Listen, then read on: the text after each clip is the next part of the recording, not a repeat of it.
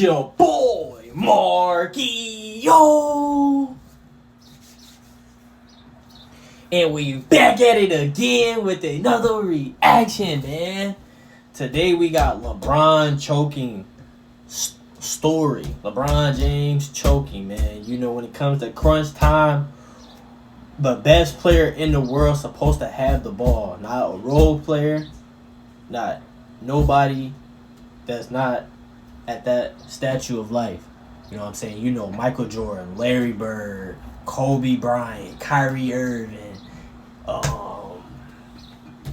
You know, a lot of greats, you know, always took that shot. They always wanted the willing to take that shot.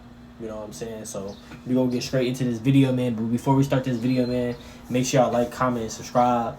Let me know what y'all want to see next. I love y'all, and I appreciate everybody that's been watching my video. See, I really appreciate y'all so much for tapping in with your boy. Please subscribe. It's free. You know what I'm saying? But I hope none but miracles and blessings and opportunities keep coming y'all way. Keep staying on the top and keep being positive, because everything y'all pray for and everything y'all want will come. You know what I'm saying? But let's get straight into this banger. Heavy is the head that wears the crown. A common misquotation from Shakespeare's King Henry IV, which has become a popular idiom to illustrate the burden of the responsibility of power, the burden of trying to be the best.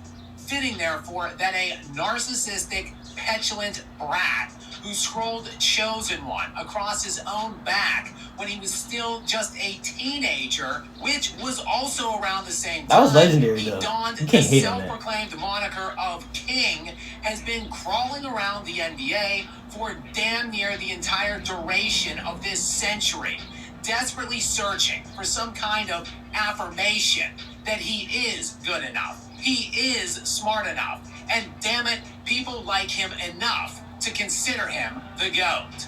Pathetically enough, though, no one has been pushing this narrative more than himself.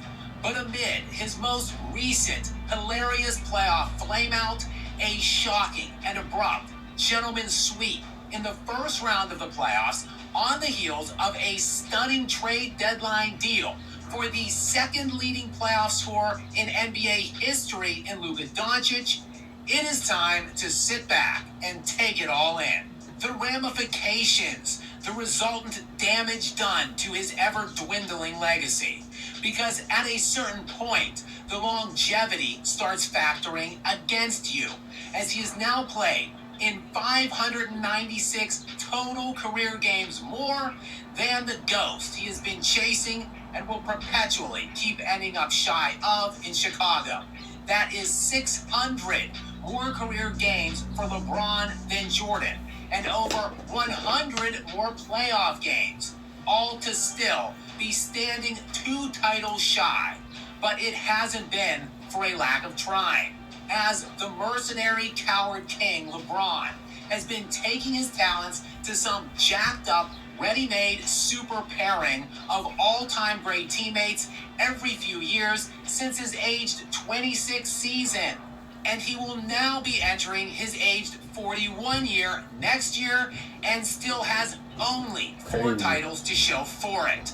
3 of which came in a 5-year span from his aged 27 to 31 seasons, with 2 different teams that had 2 other perennial All-Stars and Hall of Famers on them. In his latest 3 postseason appearances, meanwhile, James has now gone just 2-12 overall, and that is while having a fully healthy and engaged Anthony Davis in the last 2 of them, and Luka Doncic for this series, who just made 5 straight All-NBA first-team selections. 2-12, while he is just 12-19 overall since the bubble championship.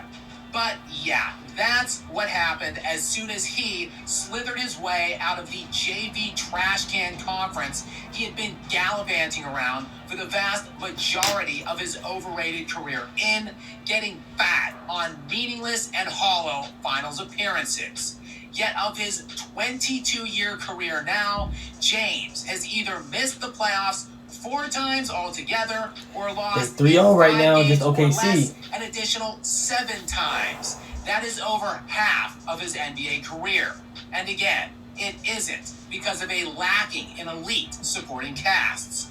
Dwayne Wade is a top 5 all-time positional player. Chris Bosh made 11 All-Star appearances in his 13-year career. Anthony Davis was first-team All-NBA and first-team All-NBA defense while finishing second in Defensive Player of the Year voting and 6th in MVP the year LeBron won his bubblegum chip with him, and that was while Davis led the playoffs in scoring and win shares. LeBron then traded him in for Luka Doncic, who just last season was first-team All-NBA and third in MVP voting. And I haven't even mentioned Kyrie Irving or Kevin Love yet. All four, again, 4 NBA championships in 22 years. LeBron has the most career playoff losses and finals losses. And, sure, several sycophantic LeBron apologists out there would have you believe he has just been so outmatched in those series. But his teams have been squarely in those series and have been repeatedly presented with winnable game opportunities. If only there was some clutch closer out there who could have taken advantage. Alas, James has shot just 8 of 29 through his career in the finals during clutch time, defined as the last 2 minutes of a game within one score either up or down. That is just 27.5% shooting in those such situations, while his teams in those games went just 10 and 11 in them. That is the difference. That is what separates him from a winning record in those NBA Finals and the laughable 4-6 he now stands at, while producing a net minus 86 in the NBA Finals round for his entire career. Look, there is no doubt LeBron's counting stats place him in rarefied air. A commentary of not just the absurd longevity he has experienced, but also the diminishing defensive era he ended up playing the back half of his entire career in. And that was amid the explosion of court spacing and escalated pacing. So yes, sure, if those counting stats are your be-all, end-all determinant of all-time greatness, well, sure, you can likely justify LeBron somewhere highly on your all-time list. But just when and in what sports did we ever celebrate losers? Players that shrunk when the lights were at the brightest, when the stakes were at the highest. That simply isn't the deal when we are evaluating the greatest of the greats. It never has been, and it never should be. After all, heavy is the head that wears the crown. Welcome back in for this quick post-credit Scap Attack public service announcement. Guys, many thanks to all of you who have been along with... I ain't gonna lie, y'all. Whew, man, it's like the difference between... It's a lot of difference between LeBron and Mike. Don't get me wrong. I'm not a hater at nothing, but LeBron just not Michael Jordan. LeBron is LeBron. LeBron is great in his ways. You know what I'm saying? He's very talented. He's one of the GOATs. He top 3, top 4. You know what I'm saying? Top 5. However y'all want to put him in. But Michael Jordan, like, he got 6 championships in 13 years, right? I'm right? Is it, or 16? 16? I don't know if it's 13. It's around 13 to 16 seasons. And LeBron, I forgot what year he in. But he been in the league for so long and only got 4. And Mike stayed. And the crazy thing is Mike stayed with his same team till he retired and played with the Wizards. And he could have played with Kobe and Shaq when he came back out of retirement. People don't understand that. He could have went back and played with Phil Jackson. And that would have been Kobe, Mike, and Shaq. That would have been crazy. But Jordan like, nah, I'm good. I'm going to go to the Wizards. The trashiest team ever. You know what I'm saying? And of course, LeBron had to carry that Cavs team, man.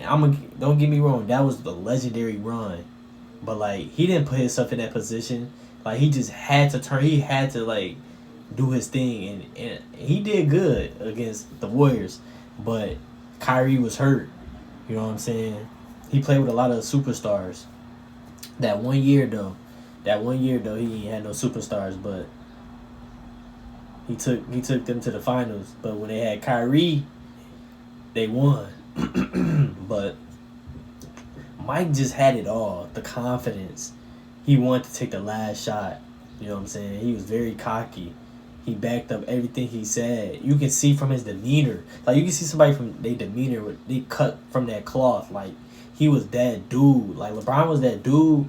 But it's like, when you look on TV, you know what I'm saying? You see all these people that's doing things, like, really on a spree. I don't want to say that. I don't want to. Y'all know what I'm saying. They on the news doing bad things. You know, that's how Michael Jordan is on the basketball floor. He's coming after you every time. He's not stopping. He's an animal. He's like a cheetah, a tiger, a lion, all together. Like panther, like all that. You know, I'm gorilla.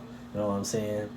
But Michael Jordan just had it all. He did everything on the basketball floor that a lot of people can't do. You know what I'm saying?